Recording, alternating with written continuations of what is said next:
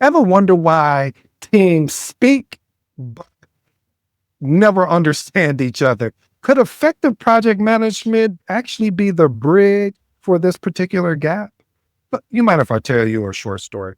One day, a confident group of stakeholders, they approached me and boldly said, "We've got this project under control. We don't really need a project manager." I smiled politely and just stepped back. But fast forwarding 1 month into the project, I received a meeting invite family that entitled Emergency Meeting. Suddenly, their green project had turned a very bright shade of red. Let's just think of it like almost like a fire engine red. We sat down for this emergency meeting and they were nervously asking, "So, Ed, how would you fix this?" Well, I stepped back for a moment and I said, "Well, give me 24 hours." I dug into the artifacts that they had.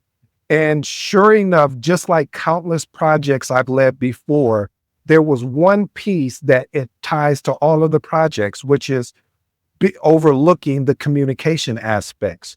See, there was a disconnect between the vendor and the team that were, or the stakeholders that were leading the project. There was a disconnect between the individuals that were doing the actual work and the stakeholders. Therefore, I reminded them why project management matters. It's not just about managing tasks. It's about bridging communication gaps into smooth, successful collaboration. Point number one, bridging communication gaps between disconnected team members. See, project managers strategically bridge communication gaps between teams, departments, stakeholders, fundamentally around aspects, especially when it comes to when you look at operations versus IT or marketing versus finance. See, project managers, they provide a clear channel translating and aligning teams' specific priorities to foster mutual understanding. And most of all, you guys know my favorite word here is collaboration. This is important because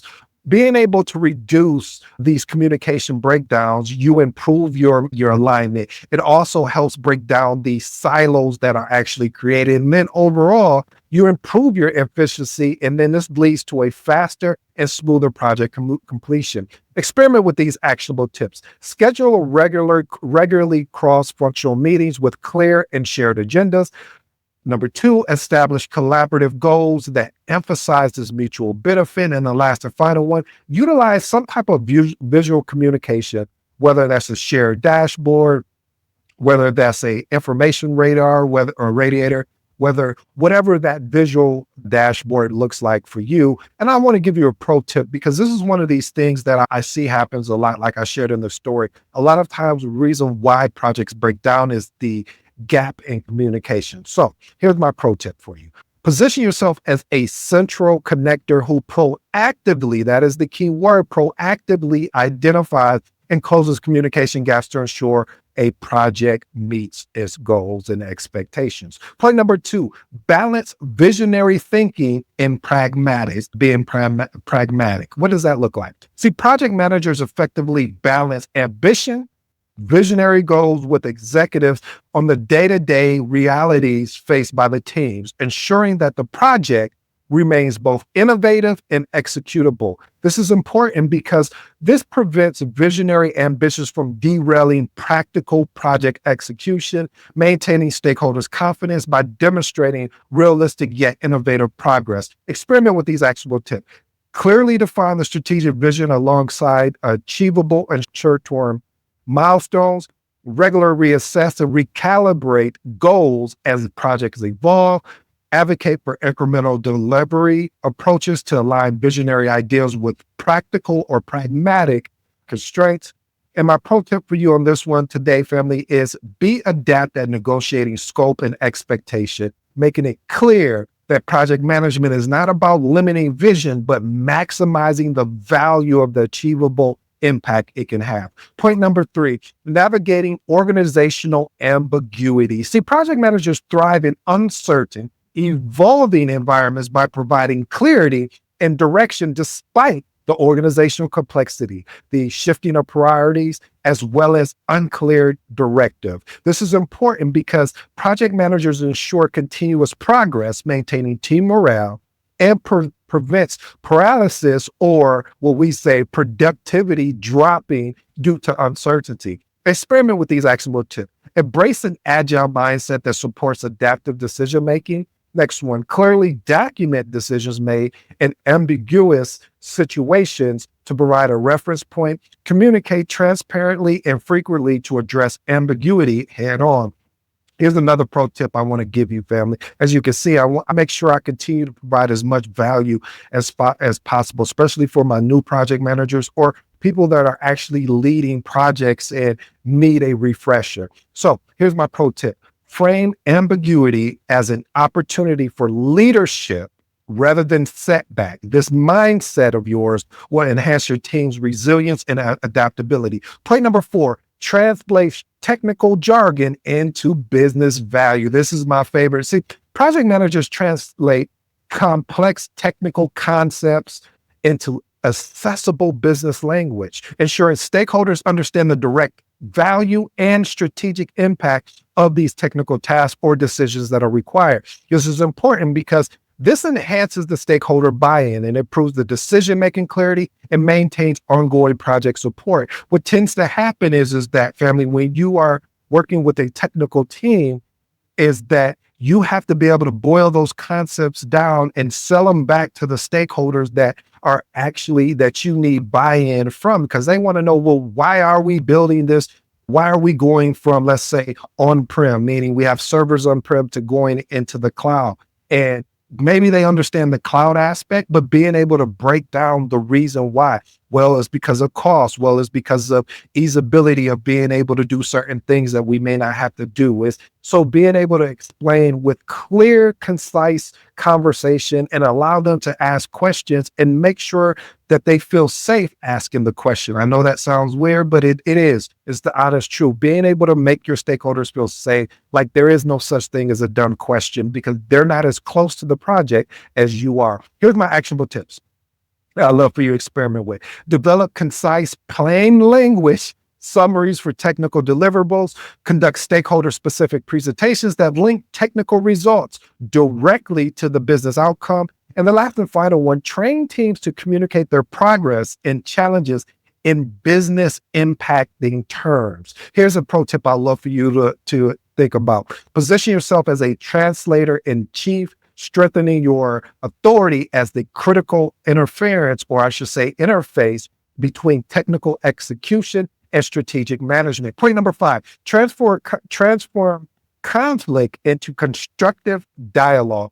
Project managers strategically address and resolve conflicts by framing disagreements as opportunity for team growth, creativity, and continuous improvement, rather than threats or to the harmony of the actual project teams. This is important because this enhances your trust with the team, your innovation and productivity within the team, turning potential barriers into, watch this, family, into actual assets. So experiment with these actionable tips.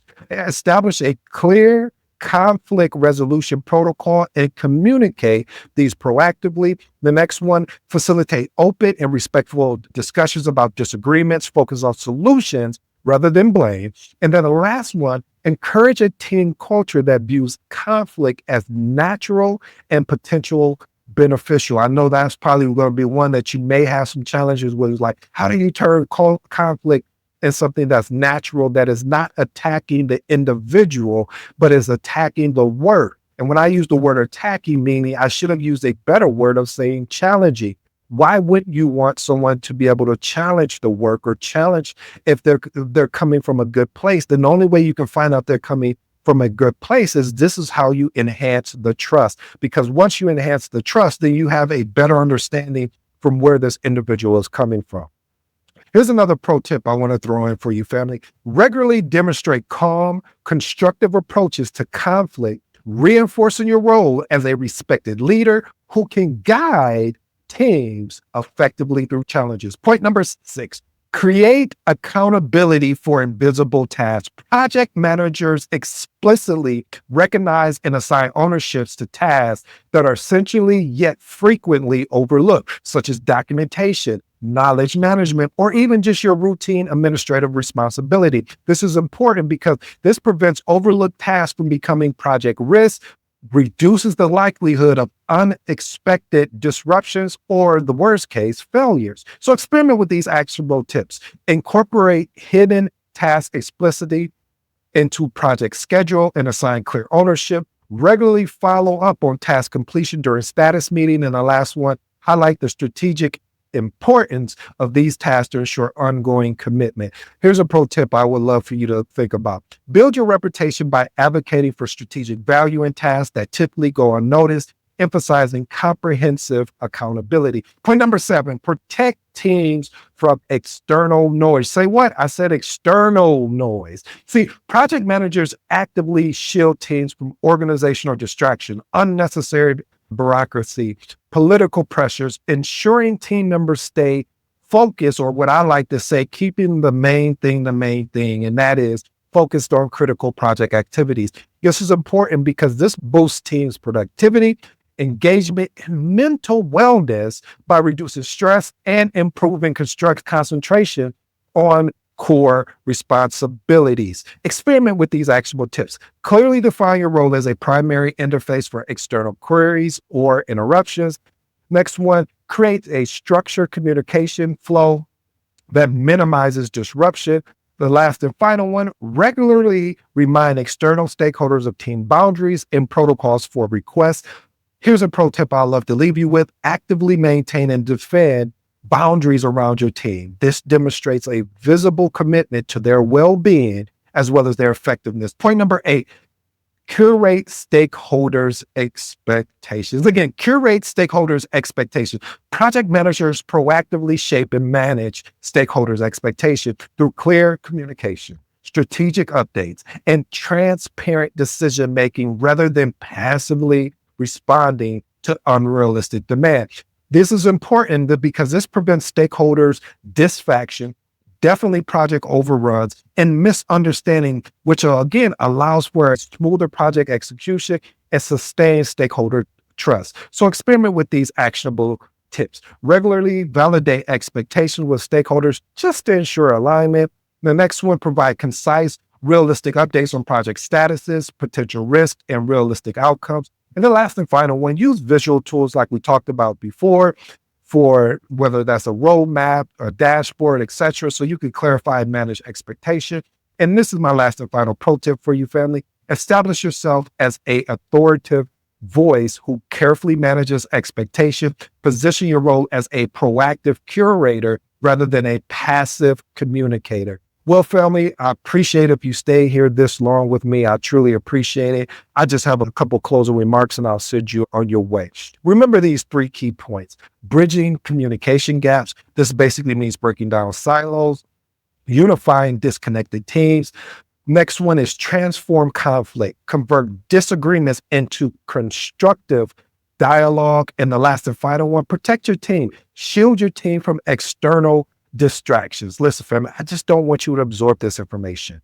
I want you to put it into action. Select one key area from today's discussion.